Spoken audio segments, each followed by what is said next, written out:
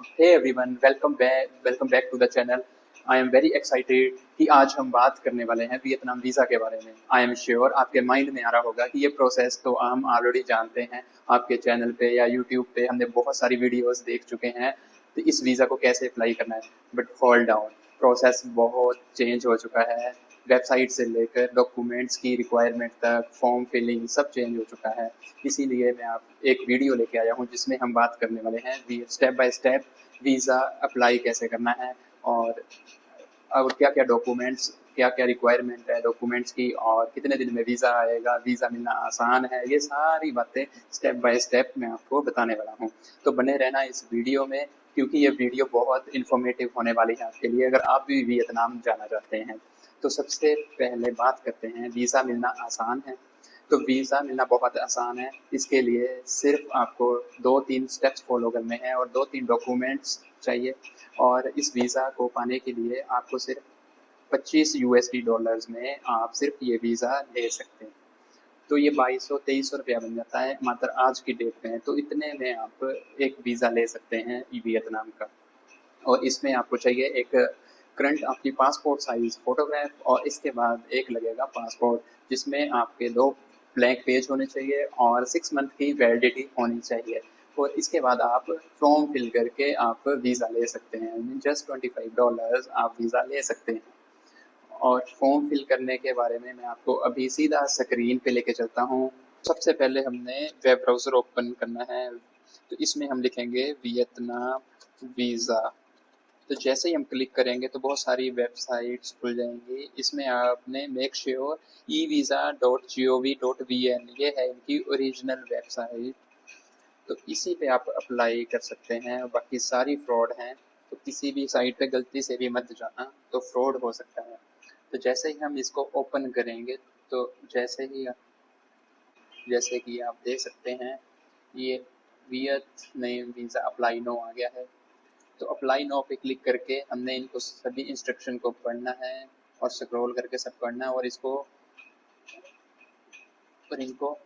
Confirm करके हमने next कर देना है। कि आप नेक्स्ट पे क्लिक करेंगे, आपके सामने ये एक एप्लीकेशन फॉर्म ओपन हो जाएगा। तो इस फॉर्म में सबसे पहले हमें पासपोर्ट साइज़ फ़ोटोग्राफ अपलोड करनी है, वाइट बैकग्राउंड जेपीजी फॉर्मेट में। देन उसके बाद हमें पासपोर्ट का फ्रंट पेज अपलोड करना है जेपीईजी फॉर्मेट में। और देन नीचे हमें पर्सनल इंफॉर्मेशन भरनी है। जब हम पासपोर्ट हम यहाँ पे अपलोड करेंगे, तब ये कुछ चीज़ें अपने आप ही उठा लेगा। तो सबसे पहले मैं आपको अपलोड करके बताता हूँ। सबसे पहले मैं अपनी फ़ोटो अपलोड करके बताता हूँ। मेक श्योर ये ज़्यादा पुरानी ना हो, क्योंकि ये पासपोर्ट से मैच करेगा, तो कोई दिक्कत नहीं होनी चाहिए। तो आप लेटेस्ट ही क्लिक करवा के उसको ही अपलोड करना। कि अपलोड कर लिए, देन अपना पासपोर्ट मैं यहाँ, जब हम पासपोर्ट अपलोड करेंगे तो आप देख रहे हैं जैसे ही अपलोड किया तो ये देखिए सामने ऑटोमेटिकली मैच हो गई है फ़ोटो 84%। और हमारी कुछ नाम वगैरह, डेट ऑफ बर्थ, मेल, ये ऑटोमेटिकली यहाँ पे आ गया। और हम यहाँ पे ईमेल भरेंगे अपनी। मेक श्योर अपना ईमेल एड्रेस सही फिल करना, क्योंकि इसी पे आपको वीज़ा आपको मिलेगा। अगर मेल गलत होगी तो आपको वीज़ा रिसीव नहीं होगा। तो अब मैं ये सारा फिल कर दूंगा। प्लेस ऑफ बर्थ जो भी है, री एंटर।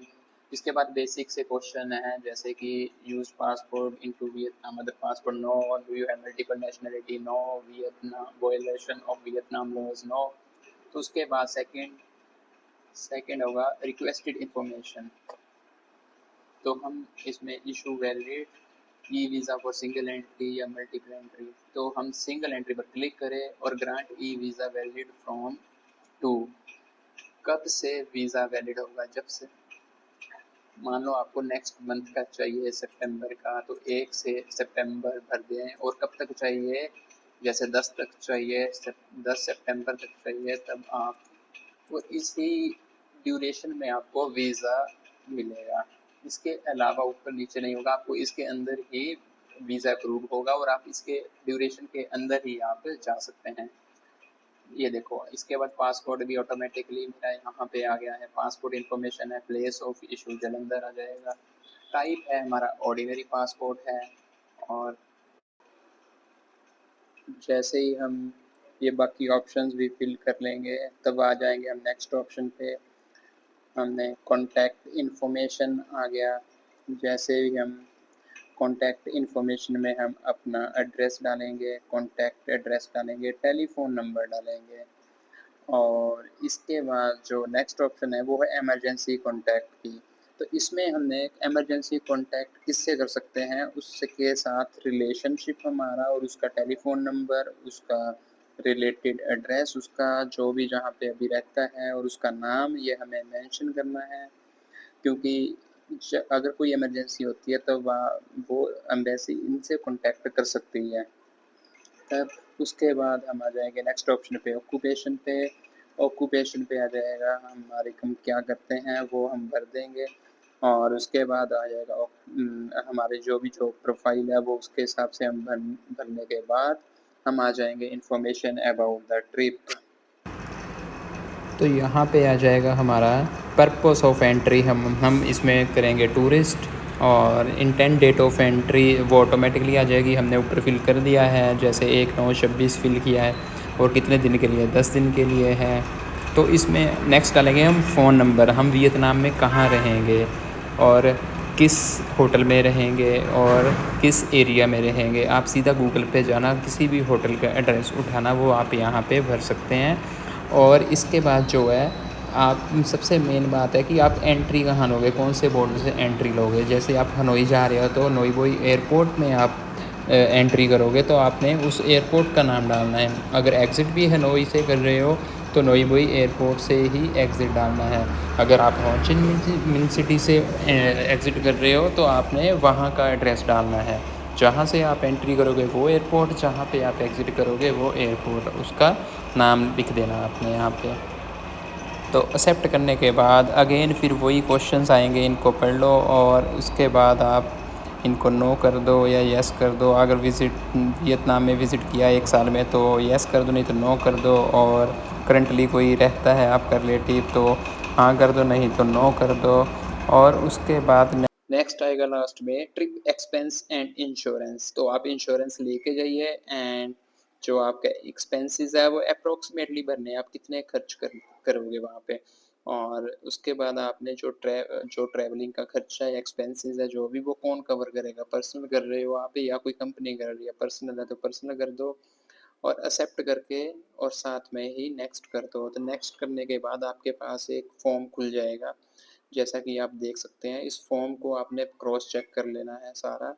अगर आप सही है सारा कुछ, एडिट करना है तो कर सकते हैं, अगर कोई गलती है नहीं तो फिर आपने आफ्टर इसको पूरा क्रॉस चेक करने के बाद फिर जो राइट साइड में आपको सिक्योरिटी कोड दिखा है वो आपने फिल कर देना है। सिक्योरिटी कोड फिल करने के बाद आपने फिर नेक्स्ट कर देना है। जैसे ही आप नेक्स्ट करोगे आपके पास एक नोटिस और डिक्लेरेशन कंप्लीटेड का एक इंटरफेस खुलेगा। आप यहाँ पे देख सकते हैं आपका डॉक्यूमेंट कोड है, ये आपने लिख लेना है या फ़ोटो क्लिक कर लेनी है इसकी। और ईमेल लिखी है, डेट ऑफ बर्थ है, पासपोर्ट है, एक्सपायरी डेट ऑफ अप्लाई, ये सारा आपने चेक कर लेना है। और जो उसके बाद नेक्स्ट करने के बाद आपके पास पेमेंट्स की इंफॉर्मेशन आ जाएगी कि आप डेट ऑफ एंट्री कब की है, ये सारा चेक कर लेना है आपने। और आपको दिख रही है फीस भी $25 है।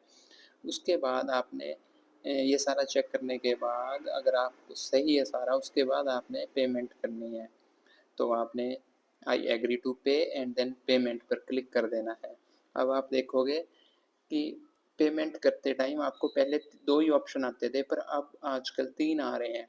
एक स्कैनर भी दिख रहा है आपको और डोमेस्टिक पेमेंट कार्ड है और इंटरनेशनल पेमेंट कार्ड्स। जो डोमेस्टिक है वो तो वियतनाम के लोगों के लिए होगा। डोमेस्टिक आपके पास इंटरनेशनल डेबिट और क्रेडिट कार्ड कोई भी है तो आप उससे आप पेमेंट कर सकते हैं।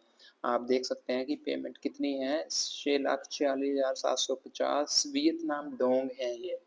और इतनी फीस है और $25 इसके बराबर है। दोस्तों, ये थी आपकी सारी इन्फॉर्मेशन, आपने फॉर्म फिल कैसे करना है बट जब फॉर्म आपने फिल करना है तब गिवन नेम पासपोर्ट पे जो लिखा होगा वही आपने फिल करना है। वो ध्यान से क्रॉस चेक कर लेना, 2 बार आप चेक करके फिर ही आपने पेमेंट करनी है। पेमेंट करने के बाद आपको फिर ये जो आईडी आपने ईमेल आईडी भरी है इसमें आपको एक 3 से 4 वर्किंग डेज में आपको वीज़ा रिसीव हो जाता है। अगर आपने फिर भी चेक करना हो तब आपने जो वो डिक्लेरेशन फॉर्म पे जो नंबर आपको मैंने बोला था कि इसकी फ़ोटो खींच लो या राइट डाउन कर लो, वो नंबर से आप यहाँ पे अपना स्टेटस चेक कर सकते हैं कि आपका वीज़ा का स्टेटस क्या है, अप्रूव है या नहीं है। बट सभी का अप्रूव हो ही जाता है क्योंकि इसमें कोई भी स्टेटमेंट नहीं लगती, कोई आईटीआर नहीं, कोई कुछ नहीं है, सिर्फ एक पासपोर्ट साइज फ़ोटो है और आपका एक पासपोर्ट है जो आपने अपलोड कर दिया, फॉर्म फिल कर दिया, तो 3 से 4 वर्किंग डेज में आपका वीज़ा आपको भेज देते हैं वो। अब बात रही इंश्योरेंस की, तो इंश्योरेंस ज़रूर मस्ट आप करवा के जाना, 300 से 400 में इंश्योरेंस हो जाती है।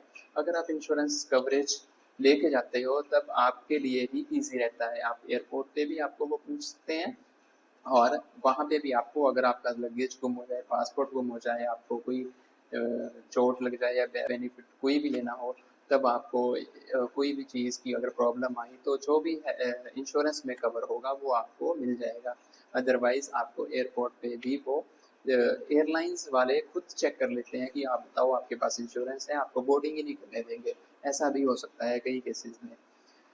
तो थैंक यू दोस्तों, आपने ज़रूर आपको ये कुछ बेनिफिट मिला होगा ये वीडियो देख के। तो आगे भी अब वियतनाम के बारे में बताऊंगा कि आपको कहाँ कहाँ कौन से घूमने वाले प्लेसेस है वहाँ पे और कैसे आप वहाँ पे घूम सकते हैं और वियतनाम में कहाँ कहाँ जा सकते हैं। मैं तो नॉर्थ वियतनाम में जा रहा हूँ, जैसे आपको हनोई हो गया या निन बिन हो गया।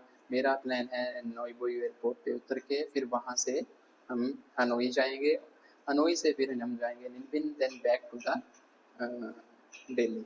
तो ये मेरा प्लान है क्योंकि अगर हमने साउथ साइड भी जाना है तो उसमें और ज़्यादा दिन लगेंगे क्योंकि कम से कम 10 दिन घूमने में लग जाएंगे अगर वियतनाम घूमना है। तो फिर वो हम मैं दूसरे पार्ट में फिर कभी करेंगे। तो थैंक यू दोस्तों, आई होप कि आपको वीडियो अच्छी लगे। लाइक कमेंट एंड शेयर करना प्लीज़। Thank you.